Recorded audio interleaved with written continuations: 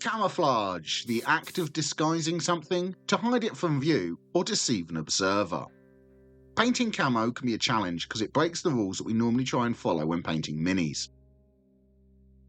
But in this video I'm going to show a simple method to get some realistic and great looking camo patterns for your minis.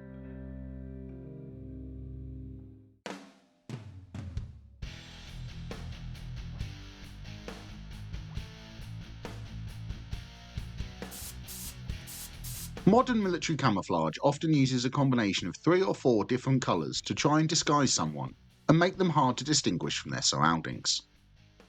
There are so many designs of modern camouflage with thousands of examples online, all using different shades of colours in different patterns, designed for different environments and purposes, which are great for getting some ideas about what style you want to paint on your minis. I've painted the rest of this model as a Traitor Guard mini, but I've left the cloak black and now I'm going to paint the camo pattern on it. First of all, I'm coming in with a couple of layers of Death World Forest. This is a nice base colour for camouflage, giving a nice olive drab colour, which is great to build the rest of the colours on. It's going to take a couple of layers to build up to a solid layer of Death World Forest all over the cloak, so after the first layer has dried, I'm going to come back in with another layer until I get a solid base coat.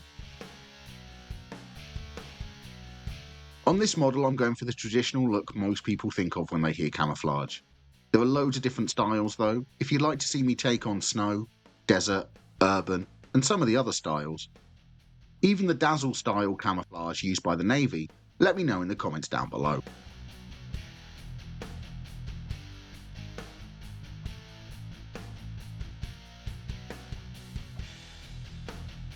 After a couple of layers of Death World Forest, I've got a nice solid olive drab colour all over the cloak.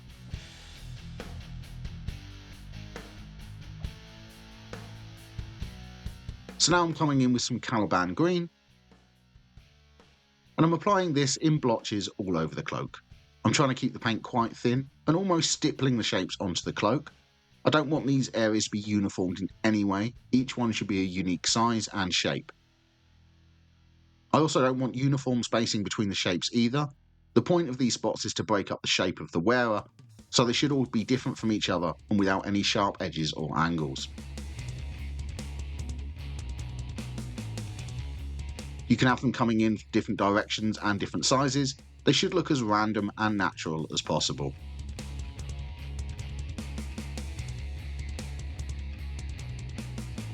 After applying the Caliban green spots all over the cloak, I'm coming back over them again with another layer of Caliban green.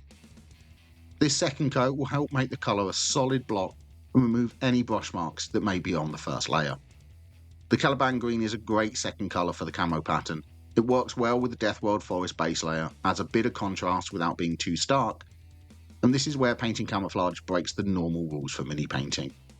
Often we really want to push the contrast between areas and colours, really accentuating the shadows and the highlights on our minis, but camouflage is all about not standing out. So it can be really difficult to break the habit of wanting to make each detail stand out as brightly as possible on the miniatures.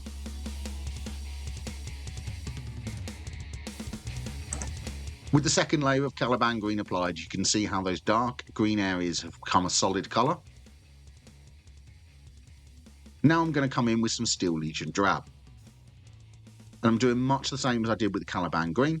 I'm almost stippling on random shaped areas onto the cloak. Like before, I'm trying to make this all unique with different size areas, different shapes. Some of them are close to the dark green areas, other ones are going to be further away.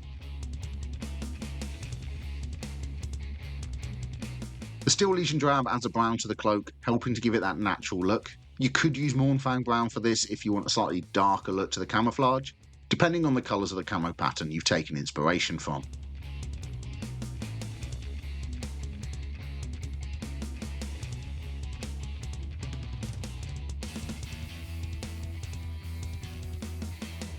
After the first layer of Steel Legion drab, you can see how those areas of brown have broken up the shape of the cloak a little bit more.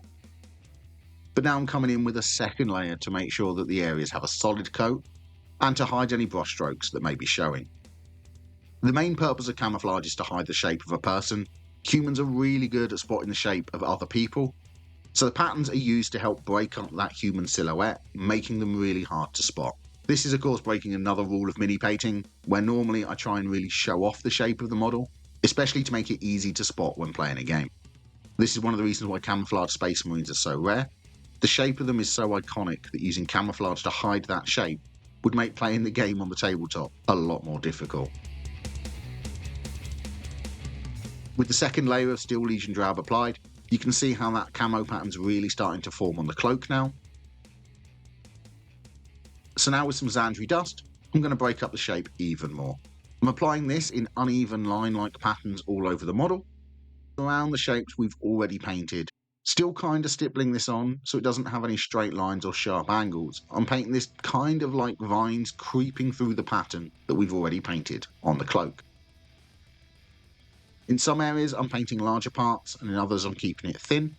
Once again, I don't want this to be uniform in any way. I'm just using this lighter colour to break up some of the edges of the other colours as it moves around them. Sometimes where two spots of the colour are close together, I'll apply the Xandri dust between them. Sometimes it's around the outside. And all I'm trying to do is keep the placement as random as I can as I apply the Xandri dust to the cloak.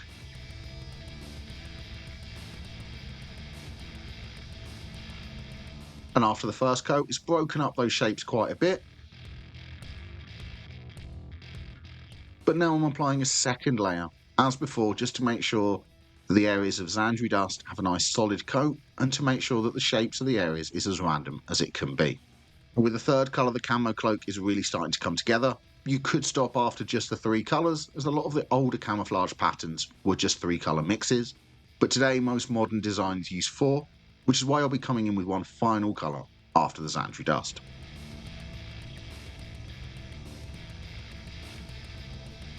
With the second layer of Xandri dust added, there is just one final colour to apply to this camo pattern.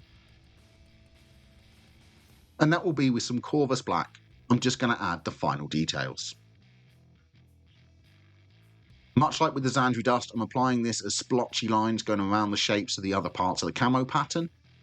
Once again, I'm trying to make these as random as possible, using them to go between the areas of the other colours or around the edges of the shapes. I'm just breaking up any shapes and adding some randomness to the pattern. I'm using Corvus black here because it's slightly lighter than Abaddon black. Very little in nature is pure black, so I find that Corvus black gives a slightly more natural appearance to the camouflage pattern, but a pure black would work here as well. Just try to keep the lines a little bit smaller so they aren't too stark. After applying the first layer of Corvus black, the cloak really has that camo look now. But I'm applying a second layer just to ensure that I have a solid coat and no brush marks are showing. You'll notice this camo isn't really to scale with the model.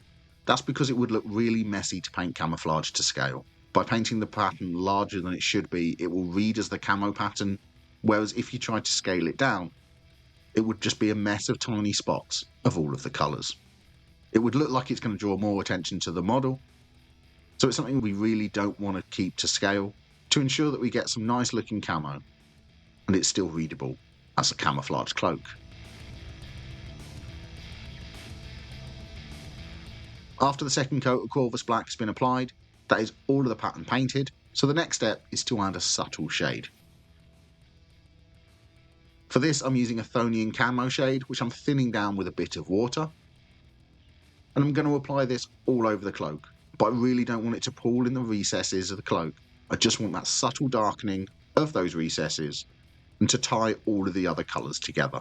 By thinning this down, it will make the effect a lot less dark than pure Thonian camo shade, while still adding a uniform colour to everything and adding that slight darkening for shadows. As this dries, if you notice it pooling anywhere, you want to make sure that you wick it away with a dry brush, as this should be a very subtle shade all over the cloak. If you're enjoying the video, please press like. If you want more videos, press the subscribe button and ring the notification bell.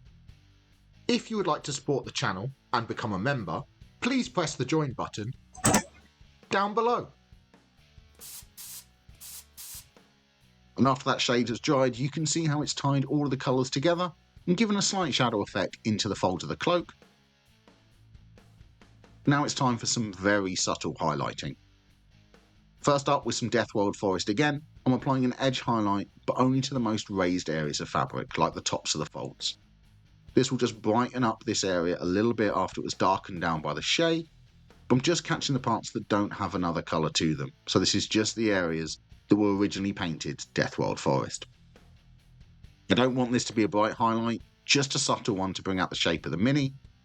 This goes against the whole point of camouflage, but it will make the model look a lot better rather than just being a blob on the tabletop.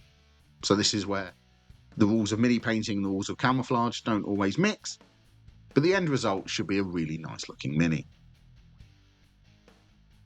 So next with some Caliban Green, I'm doing the same again, just catching the most raised areas of the fabric in the areas that we painted originally with Caliban Green. I'm only going to use the original colour for these highlights because I don't want them to stand out. I just want to brighten up the areas that will have been darkened down by the shade and add a little bit of natural brightness back to the fabric of the cloak.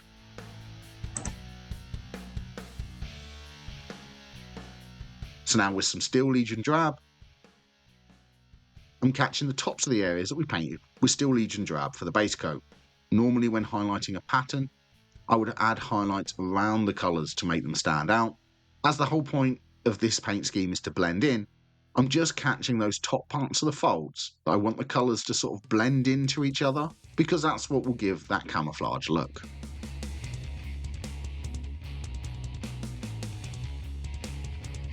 And finally with Xandri Dust, I'm catching the top of the folds of areas we painted with Xandri Dust. I'm not going to apply any of the Corvus Black highlight because it would make those areas look a little bit too stark. I just want to keep the black areas as subdued and blended as possible, so it keeps the camouflage appearance to the cloak.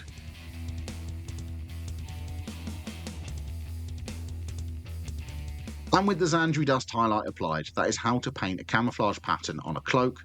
A great skill to have, especially if you're playing a contemporary war game or want a more realistic looking army for 40k.